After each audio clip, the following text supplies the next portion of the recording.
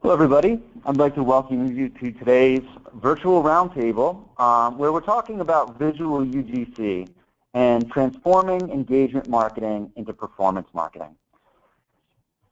So before we get started, do you just want to go through a couple just housekeeping items? So first, if you guys have any audio issues, and I know this might seem silly, just don't forget to turn up the volume on your computer. If you're still having issues, you guys can dial in, and you see that dial-in information on the right-hand side in the GoToWebinar control panel. If you do have any questions, and we will be taking questions towards the end, please feel free to type them into the chat box. And if you guys want to share anything with us, don't hesitate. You can use the hashtag PopWebinar on Twitter. That's hashtag PopWebinar. So hopefully you guys will find some things to be interested in, and you'll feel like you want to share with your peers. And last but not least, there will be a recording sent of this email after the broadcast. So if you do have to jump off early, don't worry about it, guys. We are going to get a recording of this to you very soon. So as we move into the agenda, so it's going to start out with a 5-minute intro, and then we're going to go into a virtual roundtable conversation where we're going to talk to Chris from Macy. And then we're going to take some questions from the audience. Kind of before we get going, I just thought maybe I should introduce myself. So I'm Jeff Soriano, and I'm the Director of Demand Generation here at OfferPop. And I'm excited to be talking to you guys about this stuff, specifically because I'm a marketer. And like you guys, I'm very interested in marketing topics. So really, really excited to get into this stuff, and really excited to talk to Chris. So without further ado, let's get going here. So I would say that digital advertisers, we've seen a fair share of obstacles as it relates to reaching our potential prospects, specifically in the digital realm. And I think we've seen this change over time and what the obstacles are, what the challenges are. And I think we think back about a year, Facebook started to really take away the organic reach that brands had, and that created its own challenge. And so we started to say, okay, well, if we're going to lose that reach, maybe we'll go in and start doing some advertising and put some media dollars behind things to get in front of customers. And then what happens? We start running into issues with ad blocking. We start running into issues with viewability, and it feels like for every step forward that brands take in regards to getting their ads in front of that audience, we end up taking 2 steps back. So again, I would say the 2 big steps back that we're all kind of focused on right now, really top of mind, would be that ad blocking and the viewability. So as you all know, the conversation around viewability is focused on the fact that just because an ad is served doesn't necessarily mean that it's seen. So for every great message or piece of creative or anything that you guys are doing that you're producing as a brand, it might not be getting its fair chance as it relates to actually getting to somebody, converting, and driving that purchase. So, I think that this is a real obstacle. We work so hard on creating all this stuff, and then, ultimately we're not able to connect with the consumer, and that's a real challenge. And ad blocking has an even more serious impact on advertisers because it's not a question of will your ad be seen. It literally ensures that your ad is not going to be seen. And that's really a kind of a hard pill to swallow sometimes, especially because I saw in an article in TechCrunch recently that the number of global active users on ad blocking software has actually increased by 41% year over year. So think about that. That's 41% more consumers that you can't reach. And that number's not going to go down. People aren't going to all of a sudden be like, oh, you know what? I did love those ads. Let me get rid of that. So the challenge just continues to grow. And I think we've all read about this as well, but with Apple rolling out their new iOS 9, there's ad blocking actually in Safari on the ad device. So when you're talking about actually looking at what used to be a challenge that we were really focused on maybe with like laptops or computers, it's now moving to mobile devices. So it just continues to expand and continue to be a problem. So it's probably not a surprise then that social media channels have seen these obstacles as opportunities. This is why Facebook, Twitter, Instagram, Pinterest, and even Snapchat now all have ad buying capabilities. They know they have these really large audiences that are extremely appealing to digital advertisers. And their networks, they don't come with the same challenges that some of the more traditional channels do. And so they realize that people are probably going to start turning to them and start putting media dollars there. What's happening as a result of all this is that we're seeing a transformation of engagement channels into performance channels. I think the one thing that we need to keep in mind as it relates to this transformation is that as you start to put the media budget into those social channels, you have to think about the content that you're going to produce, especially for ads. It needs to align with the expected user experience in those channels. You can't create an ad that screams out, "This is an advertisement." People are going to swipe right past them. They're going to smell it a mile away. They're just, if you look at these two pictures, it's the idea of, look at that. That's clearly an ad on the left-hand side. So when you think about it, your strategy really has to be focused on native advertising, which I know is something we're all really thinking about. But in order to do this successfully in social channels, you have to think about what content is actually native to the channel. And when you take a step back and think about that, the answer is it's user-generated content. It's the content that people are actually creating themselves that you can then leverage to put into these channels to actually make it very native, and which will ultimately drive better success for your campaigns. So, there's, again, user-generated content. There's all this stuff that's being created. It's really valuable. And, consumers love brands, and they're taking pictures, they're making videos, they're posting all this stuff. And when you combine that love that people have for brands or lifestyles or anything that they're passionate about that you can then leverage in your own advertising, and you marry those two things, you're really going to start to get really, really great results. And that's because people, they find other people's content to be very trustworthy. They find it to be authentic. And while I won't argue the fact that brands are creating amazing content, there's still a level of authenticity and relevance that people find in other peers' content, so the content that other consumers are creating. So this is just an area where when we go back and talk about this shift from social channels really just being about engagement and awareness, when you start to make them into more performance marketing channels, you really need to think about the right content. And again, that really goes back to user-generated content. So I think this has been a good kind of introduction into what we're going to talk about today. So I would like to move into the Q&A, but before I actually start asking you questions, Chris, it might be good if you could just take a moment and just give us a little bit of an introduction to yourself, your background and experience, as well as what you do at Macy. Sure. Well, thank you, Jeff. So I am the social media director at Macy's for all our private label brands. What that means is, unlike our social media director for total Macy's, I handle all of our brands from Inc. International Concepts, Alfani, Hotel Collection, American Rag. I handle all the social media individually for those brands. And we have about 35 private label brands. They're not all on social, but the goal is that our big ones eventually will be. I've been with Macy's for only about 6 months, but I've been doing social media strategy for about 6.5 years, primarily on the agency side before joining Macy's. Awesome. Well, that level of experience will certainly make this for an awesome conversation. So again, thank you very much, Chris, for joining us today. So, what I want to kind of first ask you is, I think we're seeing, again, this shift in how advertising is changing over the years, and traditional advertising maybe isn't necessarily delivering everything that brands wanted to, or it might not be doing everything it used to do. As a result of some of these shifts, have the Macy's brands put more of an emphasis on social channels? Definitely.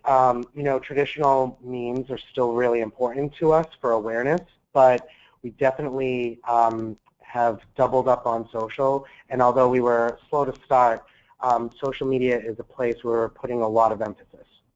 And so that makes a lot of sense, right? As you're seeing more and more people actually engage with social, it's natural to kind of make that shift and move into those spaces.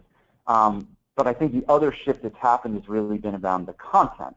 So what used to be about 104 characters, right, is kind of now all about photos and videos and memes and personality quizzes and all this fun stuff that people are doing. You know, how is that content shift kind of changed your strategy in regards to what kind of content you guys are creating, what kind of content you're sharing? Yeah, we've definitely had to optimize and think about our content strategy, and dynamic content is something that we are thinking about, always evolving and optimizing. It's definitely a challenge with the amount of fans and followers that we reach, but it is something that we are consistently thinking about and we're invested in. So, you know, when you start to talk about the different kinds of content, you know, we discussed in the beginning a little bit about user-generated content. You know, what does that content or that source or kind of content provide a brand that maybe the content that you guys are producing yourselves might not be able to deliver? Well, I think it adds relevance, and when we wanted to really start tapping into UGC, we wanted to go out there and see what people were producing, and they were already producing this content. They were already hashtagging Macy's or Inc. or Alfani, and they continue to do so. So even before we wanted to tap into it, we saw that our customers were already really excited about our brands and were out there talking about us. So I think it just shows that our consumers were already there before we were, and you know, we really wanted to take advantage of that. So that's a really good point, right? So the consumers were already there, and you realized there was an opportunity. So without giving away kind of the secret to your success, can you maybe give the audience some tips on, so they're there, how do you actually kind of drive up participation with these people? How do you engage the consumers within these channels? I think first and foremost is really promoting what you want them to do, being really clear about it, promoting your hashtag if you want them to take part into something. Maybe you've developed your own hashtag that you want to solicit all of this UGC, really promoting that and being clear about it. And that doesn't just have to be on social channels. You can really utilize all of your traditional means, whether email, digital, your website. I think that's really important, and that has really shown some success for us. So that's great, right? So you're talking, again, this is all about the audience. It's about the consumers. It's the people that's there. I think one of the topics that comes up then is people say, okay, but that's only one part of the audience, right? So does social only appeal to the millennials? You know, or are you seeing other demographics that are really starting to engage with the content there? Well, it's funny you should ask that. You know, Macy's tends to have to trend as an older audience consumer, you know, just slightly older. And, you know, appealing to the millennials is important, but you'd be surprised at the amount of people that engage with us, and they span all demographics. So, you know, going back and looking at that, so you're saying spanning all demographics. Are you seeing different demographics more active in different areas? You know, you and I just recently done an event together, and you were talking a little bit about, you know, how some people were engaging with the hashtags in store. You know, maybe you could just tell that story again, because I think it's such an interesting story. Yeah, I mean, one of our, you know, brands that traditionally has a slightly older customer, Charter Club, you know, was already out there, and they were using the hashtag Charter Club, and we hadn't even promoted it. So we're starting to see people just, you know, go into our stores and take selfies and hashtag themselves in the fitting rooms, and that's where we see a lot of the UGC come from, a lot of times, a lot of our brands, because A, it's immediate, they're thinking about it, and B, they really want to publicize that they're wearing this brand in case somebody else sees what they're wearing and, you know, thinks it also looks good. So we're getting some free publicity there, and so it was important for us to make sure that we were clear with the customer, hey, this is already happening, this is the hashtag you should be using. So again, just like, I guess, you know, what we're seeing and what you're seeing from your customers is that, you know, while hashtags were probably traditionally a social thing, you're seeing them starting to actually make their way into other areas and other parts of your marketing, whether it's like brick and mortar or print or, you know. Yeah, we're very omni-channel at Macy's, and it's important for us. So when we promote these things, we really use all of our omni-channel marketing tools, whether that be in-store, it could be, billboards, emails. So we really are trying to be omni-channel about it. And that makes a lot of sense, right? Because people are everywhere.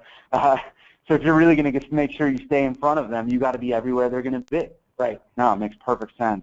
I think one of the challenges I have as a marketer, and curious for you, is as these shifts start to happen, the way we measure success or the way we look at how we're moving towards a goal starts to change, right? We have kind of new KPIs, new metrics. So what are some of those new metrics that you're looking at as you start to evaluate the success of your social campaigns? It's a great question. I think that we've definitely moved away from likes, which, likes or follows were the traditional way that you judged how well you were doing on social media. I think now we're moving more and more into the engagement metrics. Are people really engaged with your content? And also, although not a perfect metric, click-through rate. I think CTR is a good indicator, if not, again, not a perfect metric, but a great indicator to see how excited you got your audience. Were they interested in your product or you, and did they click over, and at least did you get them to the website, whatever that may be. For us, it's e-commerce a lot of times, but sometimes it just could be our blog. Right, so I guess the other challenge around the new metrics is now you have all this data, and you're sitting there and saying to yourself, okay, great, we have new metrics to base ourselves off of. We have new ways to look at it. Do you find yourself kind of just sitting in a pile of data, and how do you kind of make sense of all of that? It's definitely challenging, and I think as we move forward, we see more and more data, and we see more and more people providing data to us. So it is challenging. I think initially what we do is just take it one step at a time and look at the metrics that are giving us clear direction, and then we go from there. But the amount of data today is really challenging. Yeah, and it almost becomes this game of prioritization, right? You sit back and say, okay, I've got all this data. What did I learn? What do I prioritize? And I think the other aspect of it that's really interesting is that the data is starting to be almost cross-functional, right? So what might have been a more traditional social role is like you said, click-through rates. You're looking at commerce. These are areas where the social role is actually moving deeper in the funnel. With these kind of commerce capabilities, have you started to have more engagement or more interactions with the other Macy's departments or other teams who might have more traditionally been focused on conversions but not focused on social? How has that actually changed your interaction in the company? Yeah, it seems more and more social has become an area that touches all aspects of the company. I can say that myself and my team work very closely with our merchandising and product teams. So our merchandising teams, both online and in-store, want to know what are we putting on social, what's going up, when is it going up, is it aligning with what's happening in-store and online. That has been really successful for us to really track that consumer journey. So they see something on social and they either go to the store, they go online. Is that matching their expectations? That we've seen, the better we get at that, the more successful we see conversion. We see people spending time on the page, more store traffic. So I think that is one area in which collaboration has kind of forced us to really rethink our customer journey. And we're really big about thinking first about the customer at Macy's. And obviously that's extremely important, right? At the end of the day, the consumer is the person that keeps the business going, but having that focus is really important. I want to kind of stick to that kind of track around the integration of these different departments.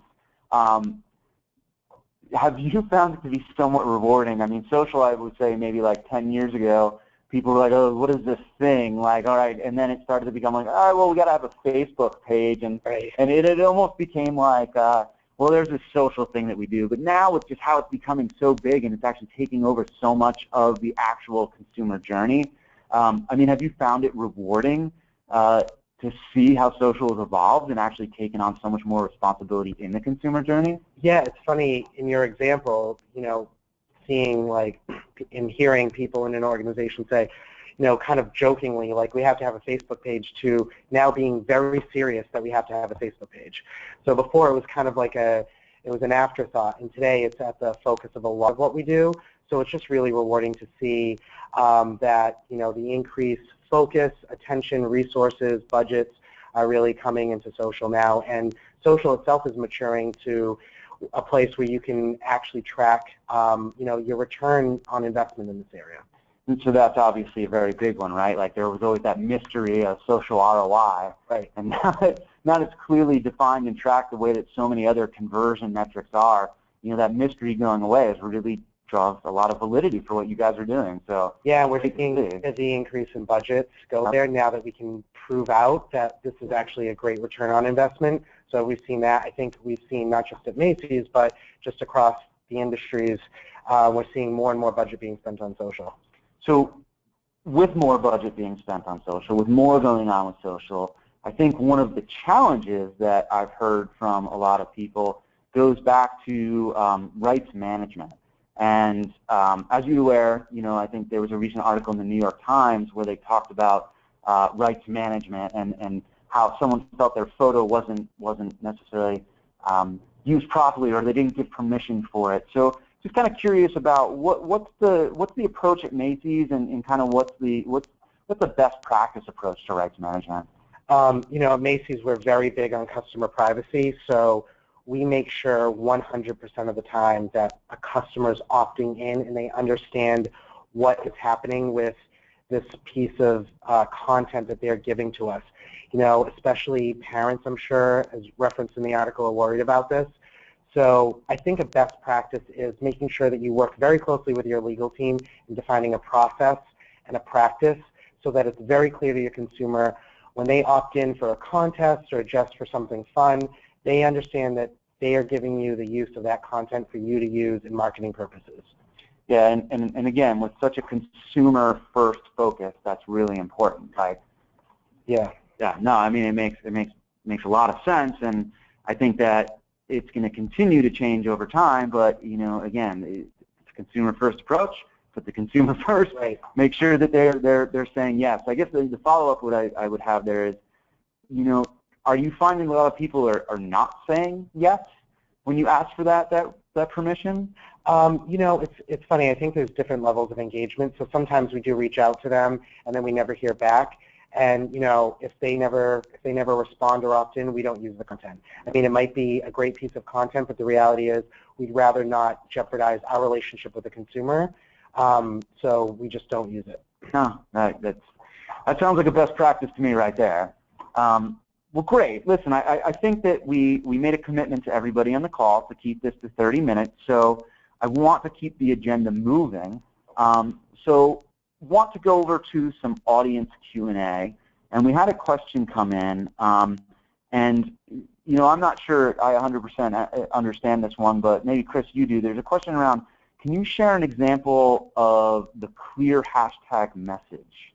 Sure. I think I know what you're referring to. So this is an instance if we want to solicit UGC and what should be the hashtag so we can know and go to look for it.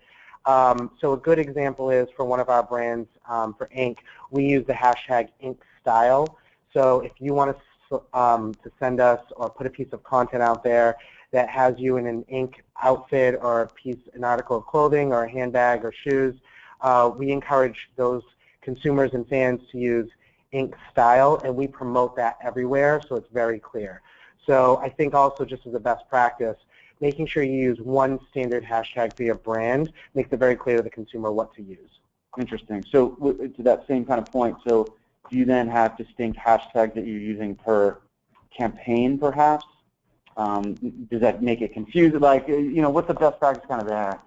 So I think if we have a specific campaign around something, sometimes we will develop a hashtag for it. And if there's a dedicated contest or solicitation for UGC around that, we do have a different, but we make sure that the one that we're always using 90% of the time is just the certain one. And, again, back to my example, ink styles are always on hashtag just to solicit UGC.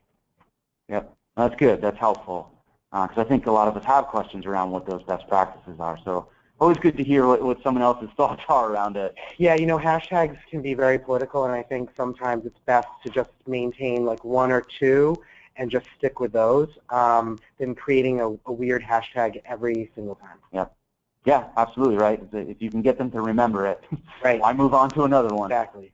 So another question came in, and we talked about this a little bit earlier today, this omni-channel kind of thing, but the question is around, are you able to track the correlation between digital marketing and in-store sales? Maybe you could just touch on that a little bit. Sure. So this is a difficult one, and it's one that we are trying to really solve for and figure out because our stores are important to us at Macy's. And I'm sure anyone with both brick and mortar today and a website, the stores are still important. So the thing with us is that when we see a successful digital campaign, we see store traffic increase as well. So we know there's some sort of correlation. It's not exactly clear exactly what that is, what's the motivator, how much spend did we put in digital to increase store traffic. It's not exactly clear, and it is something that we work through. And again, our stores are important to us because we fulfill a lot of web orders from the store. So for us, it gets even more complex because we'll see inventory from our stores and sales counted against our stores, but that could be used to fulfill a web order. So again, when we have these successful campaigns, we see all boats rise, but it's just not exactly clear, but it is something we're trying to figure out. Yeah, so that makes sense, right? There is, while we have gotten better at measuring the social ROI, there is some correlation around seeing a really good digital campaign. Right, and as we've seen consumers change, I think in the rise of mobile, I think something that even adds more complexity to this is that how do we know that somebody didn't get to a store, so therefore our traffic is up, but then they couldn't find the product in store, and then they just ordered it from their mobile phone. Right. So that adds a whole layer of complexity that we're trying to figure out as well. Yeah, that certainly is not easy, right? Because you're talking about someone literally standing in store and then using mobile to make the purchase. Right. Who do you credit it to? Exactly, and it happens all the time. Yeah, absolutely. I think we do it. We all do it, right? You're standing in a store searching for an item. So, yeah, it certainly is an omni-channel world. Okay, so again, we did promise that we would keep this to 30 minutes, and I want to be respectful of everyone's time. So we're just going to wrap up with one final question here. So Chris, last question. If you have the consumers okay to use the image, do you still credit them when you do use it? For us, yes. We always give credit to the consumer. I think, one, it's just a best practice to put them first and let them know that we're giving them credit for it, so we're not and being transparent to our audience that this is someone else's content. And two, I think it just shows our level of engagement. We really liked your content enough. We value you as a fan and a consumer, and we used your content. So it really is a best practice to do so, and it just helps you in both ways. It builds that relationship with the customer, but also it just shows your fans, followers, and other consumers that you're being transparent and not taking credit for someone else's work. So to wrap it up, because I think this has been an ongoing part or theme of this all, you're really about putting the consumer first. And if you ensure you take that kind of approach, you're going to be in a much better place in regards to building a relationship and then, having them become more of a loyal customer. Definitely. So great. I want to thank everybody. I definitely want to thank Chris for joining us today. And we hope you guys enjoyed the content, and we hope to see you again on one of our upcoming webinars. And thank you for joining. Have a great day.